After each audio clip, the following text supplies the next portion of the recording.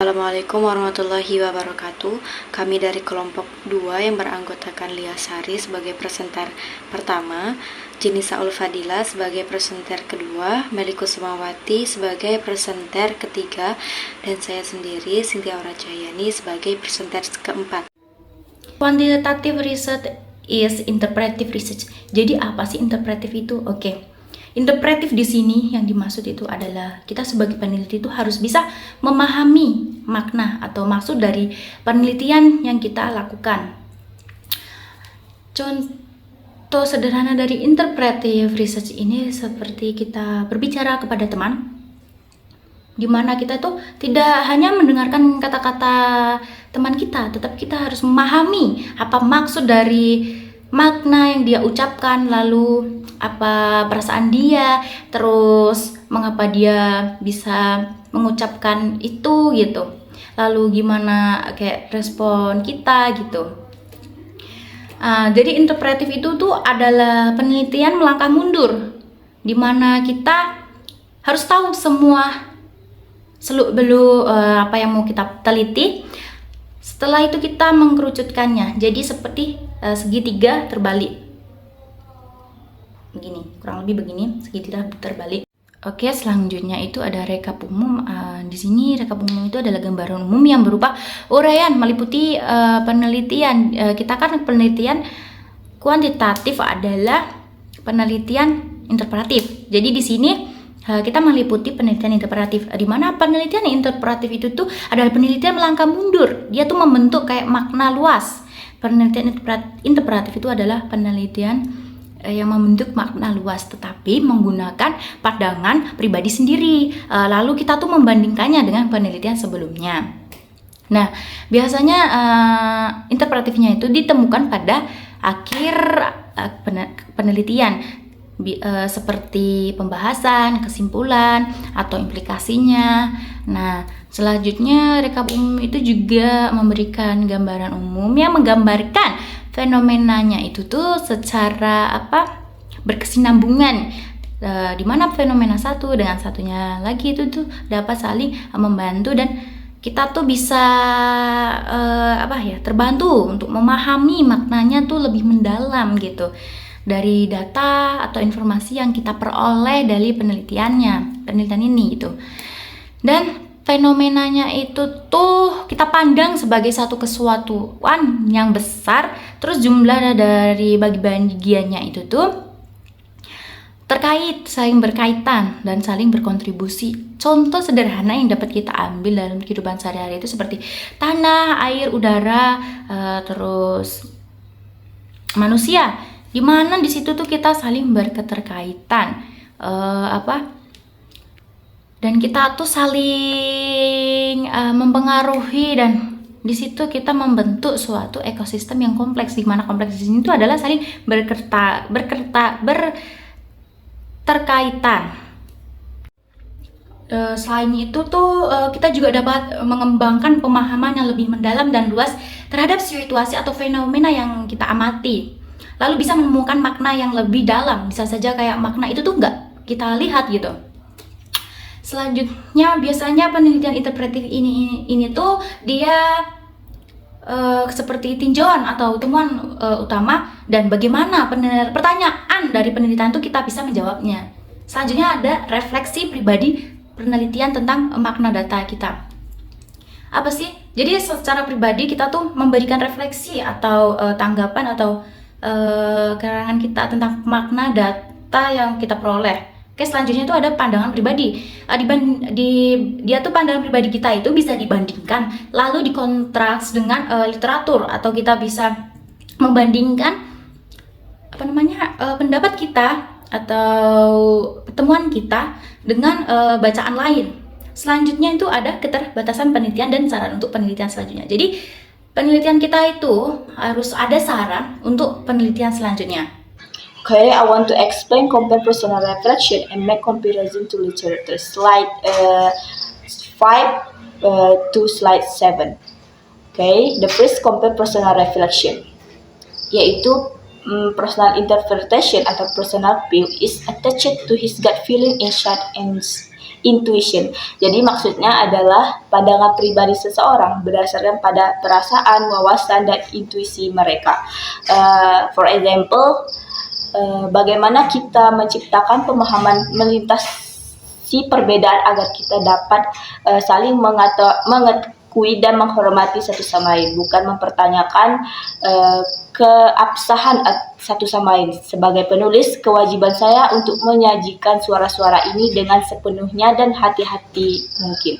Di saat yang sama, penting bagi pembaca, metodolog, atau administrator yang memahami realitas ini untuk berusaha memahaminya dan menerima kenyataan tersebut. Jadi, kaitannya dengan interpretasi pribadi adalah bahwa dalam memahami perbedaan, kita seringkali mengandalkan perasaan hati, wawasan, dan intuisi kita sendiri untuk menilai dan menghargai perspektif orang lain. Interpretasi pribadi kita membantu kita menjembatani kesenjangan antara berbagai pandangan dan menciptakan pemahaman yang baik. Selanjutnya, slide 6 masih tentang conversational reflection. Brett say in the classic ethnography of the Sneaky Kid, Walcott 1983 reflected about the meaning of learning for Brett. Nah, contoh tersebut mengilustrasikan refleksi pribadi tentang arti belajar dalam etnografi klasik anak licik. Walcott merefleksikan arti belajar bagi Brett. Belajar dalam arti luas adalah memahami apa yang perlu diketahui untuk menjadi kompeten dalam peran yang diharapkan di masyarakat. Bukan hanya belajar di sekolah, ini adalah proses yang terus berlangsung sepanjang hidup setiap orang. Nah, kaitannya dengan interpretasi pribadi adalah bahwa dalam memahami perbedaan, kita seringkali mengandalkan perasaan hati, wawasan, dan intuisi kita sendiri untuk menilai dan menghargai perspektif orang lain. Nah, interpretasi pribadi kita membantu kita menjembatani kesenjangan antara berbagai pandangan dan menciptakan pemahaman yang lebih baik. Slide selanjutnya, slide 7 tentang make comparison to literature. Qualitative researchers interpret based on previous research how with findings might support or conflict with previous research or both. Ini adalah penelitian kualitatif menginterpretasikan data berdasarkan penelitian sebelumnya tentang bagaimana temuan mereka dapat mendukung atau bertentangan dengan penelitian sebelumnya atau bahkan keduanya. Nah, untuk contohnya, yaitu kami sangat meyakini sebagaimana banyak literatur tentang topik ini bahwa secara utama haruslah struktur sekolah yang inklusif dan berkelanjutan yang menjaga agar siswa penyandang disabilitas tetap bersama teman sebaya dari komunitas dan di keluarga mereka, mulai dari sekolah dasar hingga sekolah menengah. Nah, kalimat tersebut menyatakan bahwa struktur sekolah yang inklusif dan terus-menerus sangat penting bagi siswa penyandang disabilitas. Nah, ini sejalan dengan penelitian sebelumnya yang menekankan bahwa pentingnya siswa disabilitas belajar bersama teman sebaya mereka dari berbagai komunitas dan sekeluarga sepanjang jenjang pendidikan mereka, mulai dari sekolah dasar hingga sekolah menengah. Penelitian kualitatif akan mencoba menjelaskan dan menginterpretasikan data baru mereka dengan melihat bagaimana temuan ini bisa berkelanjutan atau bertentangan dengan penelitian sebelumnya yang sudah ada. Okay, that's all. Presenter from the JUNESA, so I want to explain about the alpha limitation and suggestion for future research. Qualitative research suggests possible limitation or research weakness in making recommendation for future research. Limitations can overcome problems in data collection in questions that have not been answered in particular. So, in the PowerPoint, panduan ini menyebutkan atau menyarankan bahwa temuan penelitian harus digunakan untuk memberikan masukan seperti berbagai penerapan praktis, memandu penelitian. Memandu penelitian itu lebih lanjut dan mempengaruhi proses pengambilan keputusan, dan fokusnya ini adalah untuk memastikan bahwa penelitian ini mempunyai dampak yang berarti terhadap halayak dan lingkungan yang relevan. So I wanna explain about some way to validate the accuracy of the findings. Yaitu beberapa cara untuk kita menentukan penelitian kita apakah akurat atau tidak. And then have 5 types atau 5 cara. The first is validating the accuracy of findings in qualitative research. For example, validation approach and strategy research insert the accuracy of findings through strategies such as triangulation, member checking, and auditing. In the PowerPoint, peneliti menjelaskan atau menggunakan berbagai strategi untuk memastikan keakuratan temuan kita ketika dalam meneliti. Nah, kita harus juga melakukan pendekatan karena untuk bertujuan untuk meningkatkan kredibilitas dan validitas dalam hasil penelitian yang kita lakukan, yaitu contohnya kita harus melakukan 3 tahap seperti triangulation tadi, menggunakan berbagai sumber data atau metode. Nah, itu tuh untuk menguatkan bukti yang sedang kita teliti.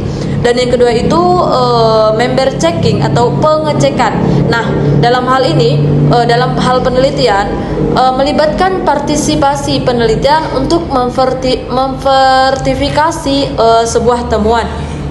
And then auditing, meminta peneliti independen untuk meninjau dan hasil untuk meninjau dari metodologi dan hasil penelitian yang dilakukan. Nah, in the second is triangulation. In the second is triangulation for example, the process of strengthening evidence from various data sources or methods to increase research accuracy, such as comparing findings from interviews and field observation. Nah, yang kedua ini yaitu menjelaskan tentang triangulation tadi, pengertiannya sudah saya jelaskan di bagian pertama. Nah, contohnya adalah membandingkan temuan dari wawancara dengan observasi saat di lapangan untuk melihat suatu konsisten informasi yang kita gunakan. Nah, yang kedua itu menggunakan data dari dokumen tertulis seperti rekaman video dan data kuantitatif untuk menginformasi hasil penelitian kualitatif yang kita lakukan. And the third is member checking, e.g. research checks the accurate of findings by involving research participant in validating the account presented. For example, ask participants to review a summary findings of provide feedback. So in the sentence, peneliti juga harus mengecek atau memeriksa keakuratan temuan dengan melibatkan partisipasi peneliti untuk memvalidasi akun yang disajikan. For example, peneliti mengirimkan ringkasan temuan kepada peserta dan meminta mereka untuk meninjau dan memberikan umpan balik atau seperti mengadakan diskusi kelompok dengan partisipasi untuk memastikan bahwa interpretasi peneliti sesuai dengan pengalaman dan pandangan mereka. And then the fourth is audit independent review process to verify accuracy of findings. For example, inviting external research to review research methodology. Nah, dalam hal ini, audit adalah proses peninjauan independen untuk memvertifikasi keakuratan temuan penelitian. Peneliti ini mengundang pihak eksternal untuk meninjau metodologi dan hasil penelitian mereka. Contohnya, seperti mengundang seorang peneliti eksternal yang tidak terlibat dalam penelitian karena untuk meninjau prosedur pengumpulan dan analisis data, menyediakan semua catatan dan dokumentasi penelitian kepada auditor untuk ditinjau dan diberi umpan balik mengenai keakuratan dan validasi temuan. And then the last is conclusion. Validating qualitative findings is important to ensure accurate and credible reporting. For example, conclude that by using appropriate validation strategies, confidence in findings can be researched. Memvalidasi temuan kualitatif adalah langkah penting untuk memastikan laporan yang akurat dan kredibel, karena dengan menggunakan hal ini strategi validasi kepercayaan dalam temuan pun dapat ditingkatkan. Contoh bahwa hasil penelitian yang telah disertifikasi melalui triangulasi, pengecekan anggota, dan audit lebih dapat dipercaya dan valid. Nah, mengkomunikasikan dalam laporan penelitian bahwa temuan telah melalui berbagai tahap validasi untuk memastikan keakuratannya, dan menggunakan pendekatan di atas untuk membantu peneliti menghasilkan temuan yang lebih valid dan dapat diandalkan, yang pada akhirnya dapat meningkatkan kredibilitas penelitian kualitatif. Researchers can ask external parties to make truth observations of the research and report its strength and weakness rating. This process is known as an external audit, in which the auditor broadcasts various aspects of the research and communicates the results. Peneliti dapat meminta pihak eksternal untuk melakukan pengamatan menyeluruh terhadap penelitian dan melaporkan kekuatan serta kelemahannya secara tertulis. Nah, proses ini dikenal sebagai audit eksternal. Audit eksternal dalam penelitian adalah proses di mana ahli dari luar tim penelitian diminta untuk memeriksa penelitian tersebut. Ini seperti meminta guru lain untuk menilai pekerjaan rumah kita. Peneliti mengundang ahli luar untuk melihat penelitian mereka. Ahli ini memeriksa semua bagian penelitian dengan teliti. Mereka mencatat hal-hal baik atau kekuatan dan hal-hal yang perlu diperbaiki atau kelemahannya. Nah, lalu hasil pemeriksaan ini ditulis dalam sebuah laporan. Lalu ahli tersebut juga menjelaskan temuannya kepada tim peneliti.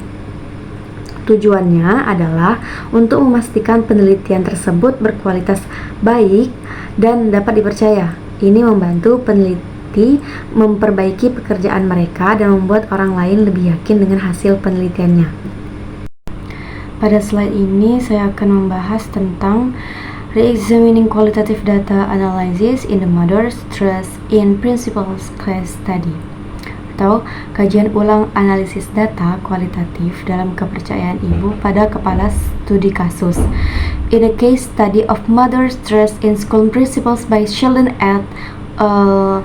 2010, semi-structured interviews were described using in vivo through line-by-line coding of transcripts and team discussions to refine codes into key themes. Nah, pada paragraf ini membahas tentang sebuah studi kasus yang dilakukan oleh Sheldon dan rekan-rekannya pada tahun 2010. Studi ini meneliti kepercayaan ibu terhadap kepala sekolah. Peneliti menggunakan wawancara semi-struktur sebagai metode pengumpulan data.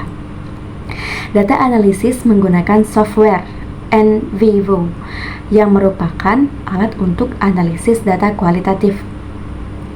Transkrip wawancara dikodekan secara line by line atau baris per baris. Ini berarti peneliti memeriksa setiap baris transkrip dan memberikan kode atau label untuk mengidentifikasi tema atau konsep penting. Nah, tim peneliti kemudian berdiskusi untuk menyaring dan memperbaiki kode-kode menjadi tema utama.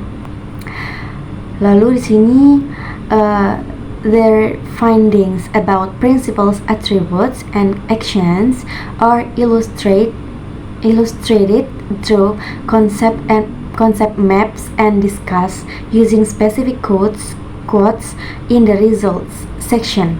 Nah, temuan penelitian tentang atribut dan tindakan kepala sekolah disajikan dalam bentuk peta konsep. Nah, ini membantu visualisasi hubungan antar konsep yang ditemukan. Dalam bagian hasil, peneliti menggunakan kutipan spesifik dari wawancara untuk mendukung temuan mereka. Lalu, interpretation of the finding is carried out in the discussion section where the findings relate to the literature and convey meaning for school principles, but this study doesn't include limitation suggestions for future research. Nah, interpretasi temuan dilakukan di bagian diskusi. Di sini peneliti menghubungkan temuan mereka dengan literatur yang ada. Mereka juga menjelaskan makna temuan bagi kepala sekolah. Untuk penulisan paragraf ini mencatat bahwa studi tersebut tidak mencantumkan keterbatasan penelitian.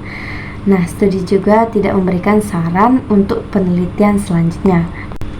Untuk kesimpulannya, paragraf ini memberikan gambaran singkat namun komprehensif tentang metodologi, analisis data, dan penyajian hasil dari studi kasus tersebut. Ini menunjukkan bagaimana penelitian kualitatif dilakukan, mulai dari pengumpulan data melalui wawancara, analisis menggunakan software khusus, hingga penyajian dan interpretasi hasil. Namun, paragraf ini juga mengidentifikasi beberapa aspek yang tidak dibahas dalam studi tersebut, seperti keterbatasan penelitian dan saran untuk penelitian selanjutnya, yang biasanya merupakan komponen penting dalam laporan penelitian ilmiah. Nah, cukup sekian presentasi dari kelompok kami. Lebih dan kurangnya kami mohon maaf. Wassalamualaikum warahmatullahi wabarakatuh.